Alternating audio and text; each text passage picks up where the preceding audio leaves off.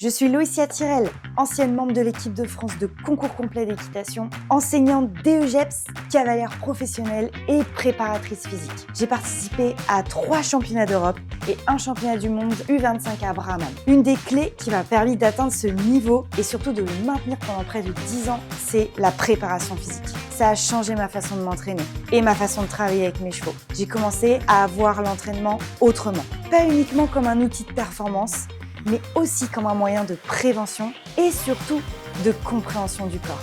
Le mien comme celui de mes chevaux. Mon équitation a évolué progressivement. J'ai cherché à enlever un maximum de contraintes, notamment matérielles. Parce qu'en m'entraînant moi-même, j'ai pris conscience à quel point elles peuvent être contraignantes, parfois mal perçues et pas toujours adaptées. Mes sensations se sont affinées. J'ai gagné en justesse et mon équitation s'est améliorée naturellement. Mais surtout, c'est ma relation avec mes chevaux qui a évolué. Parce que ma démarche était différente, plus centrée sur la compréhension, l'écoute et l'amélioration personnelle. Avec ce parcours parfait. Très grande complicité entre la jument et la cavalière depuis de nombreuses années. Bravo Loïcia, on peut l'applaudir à nouveau s'il vous plaît. Honnêtement, je suis persuadée que je n'aurais jamais atteint ce niveau sans cette remise en question sur moi-même et sur mon approche avec mes juments. Et surtout, ça m'a permis d'y arriver avec une équitation qui me ressemble, une équitation que j'aime et qui fait sens pour moi. Aujourd'hui, ça fait plusieurs années que je transmets cette approche à mes cavaliers. Avec le temps, elle s'est structurée, elle s'est affinée jusqu'à devenir une véritable méthode de travail. Cette méthode, je l'ai appelée Sport Rider Horse Mindset. Concrètement, c'est travailler autant le cavalier que le cheval. Je vous emmène avec moi lors d'une de mes interventions. Allez, let's go, c'est parti. C'était vraiment une super journée, on a appris plein de choses. On a vu un peu l'aspect théorique au départ et ensuite on a pratiqué et pour le coup c'était assez drôle à faire. Les exercices là qu'on a fait, ça va nous aider. Ouais. Non, même en dehors du fait du sport, ça a créé aussi de la cohésion. Ouais.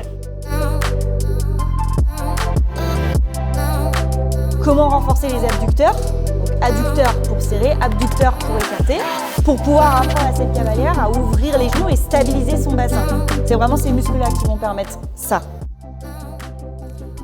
Dans ces formations, j'aborde la préparation physique du cavalier sous 3 angles. La première partie, c'est la théorie.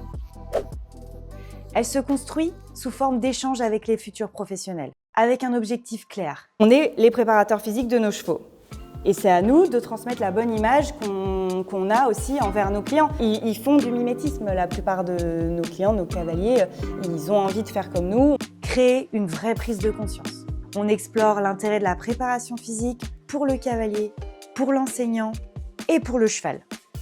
Comprendre que la préparation physique influence directement le fonctionnement du cheval à court, moyen et long terme. On met aussi en lumière l'impact des postures du cavalier, ses habitudes, ses déséquilibres et leurs conséquences concrètes sur le travail du cheval. L'objectif, c'est de développer un meilleur niveau de conscience sur son corps, sur son fonctionnement, mais aussi sur son mental. On aborde également les bases de l'hygiène de vie, la récupération, le sommeil, l'hydratation, la nutrition, des éléments essentiels pour la performance et la durabilité. Un enseignant efficace ne se limite pas à corriger les effets, il en identifie les causes. Sans cette compréhension, la correction reste superficielle. Et enfin, on insiste sur un point essentiel, adapter les approches. Chaque cavalier et chaque cheval étant différent, le travail doit toujours être individualisé et contextualisé. C'est vraiment d'abord dans une optique de vous rendre meilleur, de faire en sorte que vous soyez plus à l'aise, que vous soyez mieux avec vous dans votre corps et que potentiellement ça puisse vous ouvrir des idées, vous inspirer pour la suite de votre aventure. Ensuite, place à la pratique. On demande aux cavaliers d'avoir de l'équilibre, d'absorber des forces, d'être précis dans leur timing, de coordonner de nombreuses actions en même temps. Autrement dit, on leur demande d'être de véritables athlètes, mais aussi des entraîneurs, du cheval et d'eux-mêmes. Oh, les jeunes, c'est pas sportif ou quoi? C'est vraiment chouette, je suis très contente. Ça crée de la cohésion, ça fait toujours ça. Chaque fois qu'on fait de la prépa physique, ça crée une trop bonne ambiance, ça remet tout le monde sur le même niveau, c'est trop chouette. Dans cette deuxième partie, l'objectif est simple, mettre le corps en mouvement. Et pour ce faire, on va travailler la mobilité, le renforcement musculaire, l'endurance cardiovasculaire, la proprioception, la coordination motrice et aussi les étirements. Chaque exercice est expliqué pour comprendre ce que l'on fait et surtout pourquoi on le fait. On alterne entre des exercices spécifiques à l'équitation et des exercices plus généraux pour montrer l'importance de développer les deux.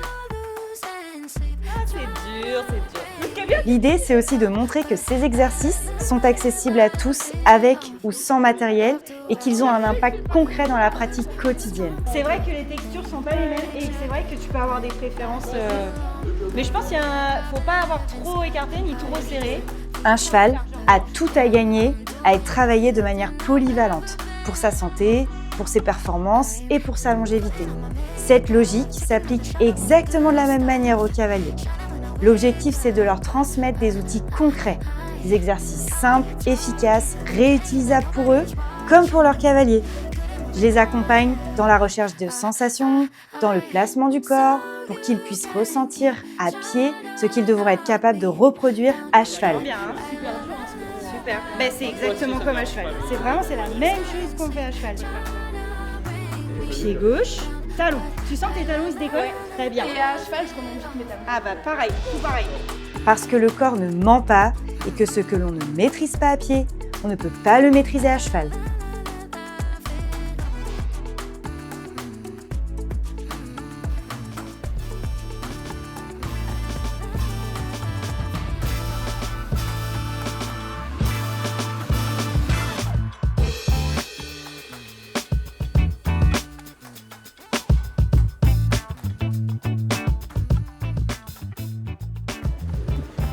Yo les guys, super.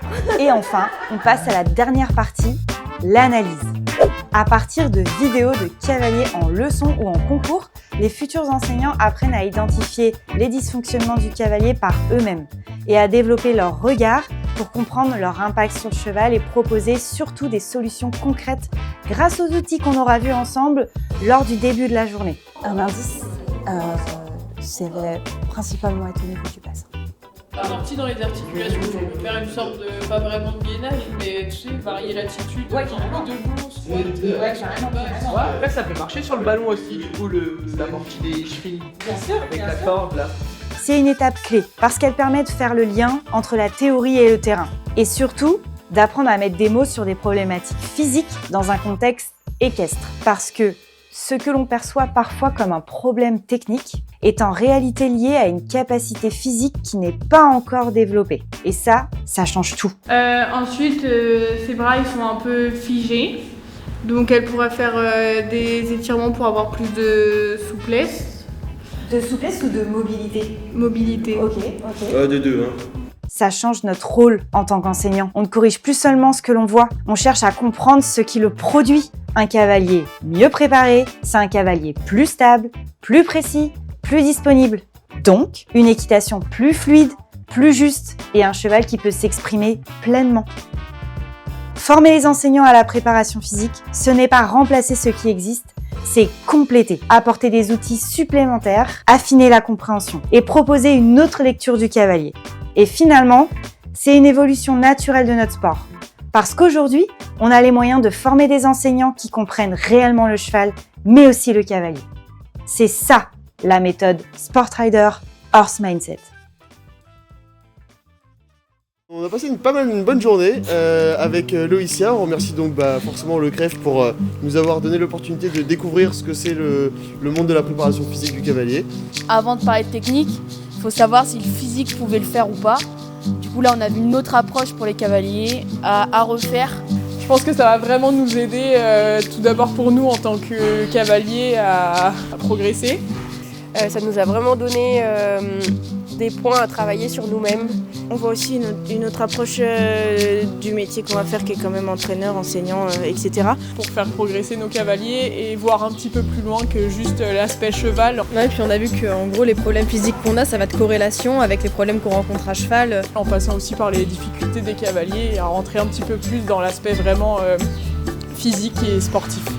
Et maintenant à nous de le refaire chez nous à cheval et après avec nos cavaliers. Je pense que ça va être super intéressant. Parce que c'est un sport très individuel où on a besoin aussi de ressentir un certain esprit d'équipe dans les groupes de compétition et donc forcément ça nous crée des liens.